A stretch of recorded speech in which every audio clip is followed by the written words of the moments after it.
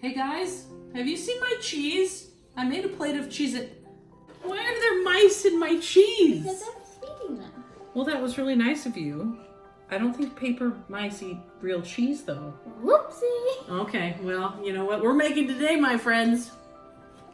Origami mice. Let's do it. And now it's time to make our little mousy friends. So we've got our piece of paper ready. Whatever color you would like your mouse to be, you need to have it on the opposite side. So I want his ears to be this fun, like white polka dotty paper that I've got here. So I'm gonna put the colored side down. First thing we're gonna do is fold 2 diagonal folds. So I'm gonna go up to the top from corner to corner and crease across for my triangle.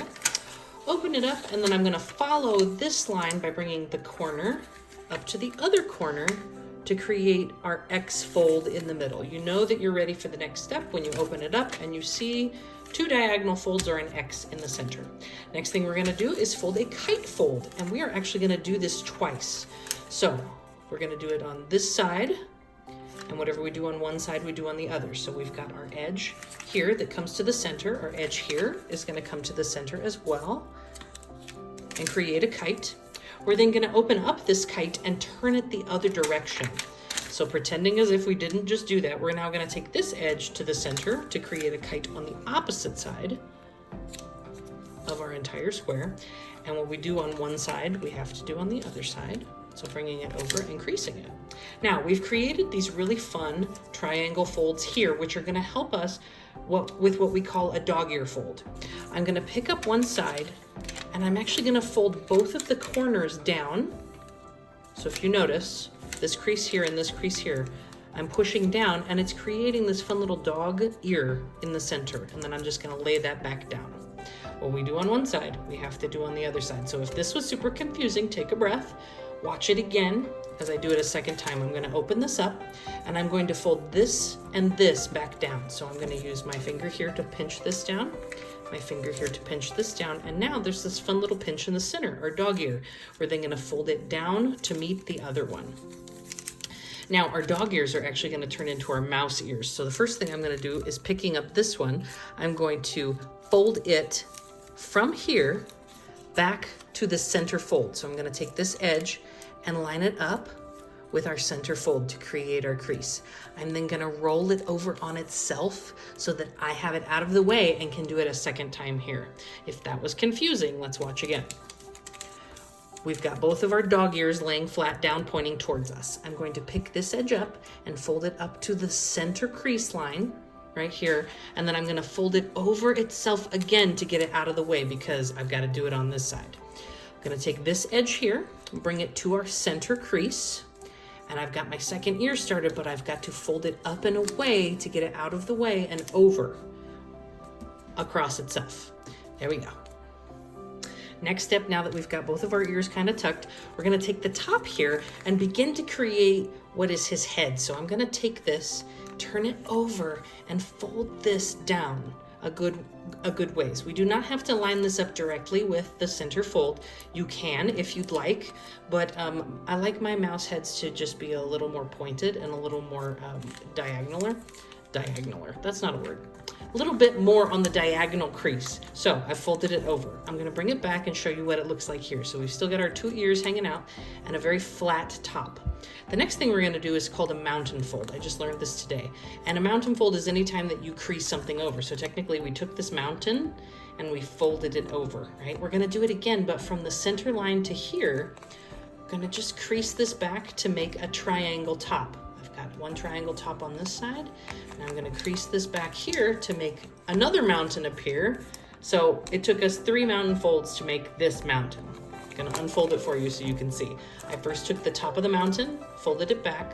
I then took one side of the mountain and folded it, and I took another side and folded it. We're now here and ready to go for our next step.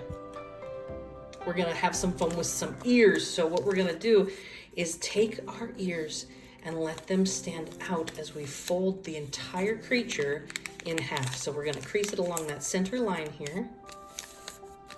And I want you to notice we've got the mouse nose starting to form and the ears here, right? So our ears are currently pointed back. If they aren't, I want you to go ahead and just fold them backwards. Here's our nose, here's our tail, and here's our ears, which are pointing backwards. We're gonna then take this and crease this part of the ear forward as if that mouse all of a sudden heard a noise, right? And what we do on one side, we have to do on the other side. So again, ears are pointing back. I crease this top portion forward as if he heard something with a little pinch crease. Now here comes the fun part. I'm actually gonna tuck my finger into his ear and squish it just a little bit to get that nice shape that we want of the inner ear being shown. So again, on this side, I'm gonna take my finger and just open up this portion, push it down just a little to create those open ears. So fun. Got a very, very long mouse nose happening right here. The last couple of steps involve the tail. So the first thing we're gonna do is what we call an inside fold. I want you to notice the tail's super long, and we're going to be pushing it down and in. Okay, so I'm gonna show it to you from this angle first. First thing I'm gonna do is grab on the inside and on the outside and push it down and inside of the crease, okay? Now, if that wasn't very easy looking, it's because that was very awkward for me, and I'm gonna show you the way that I know best. So, we've got our tail, and we're going to grab it, and I'm gonna push it down towards itself. So it's as I'm tucking his tail in, and then gonna pinch it closed. And so we've got our nose, our body, which are about the same length, right? But our tail's not pointing down for our mouse, our tail is pointing up. So we're gonna do the same thing again, where I'm gonna take his tail, pinch it, and tuck it up and into the crease we already had. If that was confusing, I'll show you again. So we had just done our push and tucked it in. We're gonna open it up and do the same thing, but pushing his tail up against that crease that we just made and pinching it closed one more time.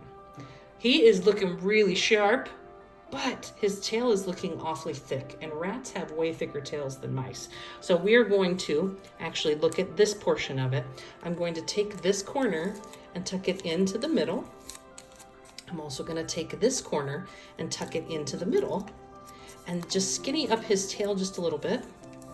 And then I'm gonna roll it closed. Look at how tiny his tail is. If you need to readjust his tail to be a different angle, you can, but he is actually ready to stand up all on his own. You might wanna draw an eye and a nose on him. I'm gonna have some fun with a red marker this time. Little red eye. And a little red eye to go with his cute little hearts. And then a nose. Triangle nose and some whiskers for him. Looking good. Thank you from the bottom of our heart, my friends, for stopping by for another origami tutorial. Have some fun making origami mice, and we'll see you later.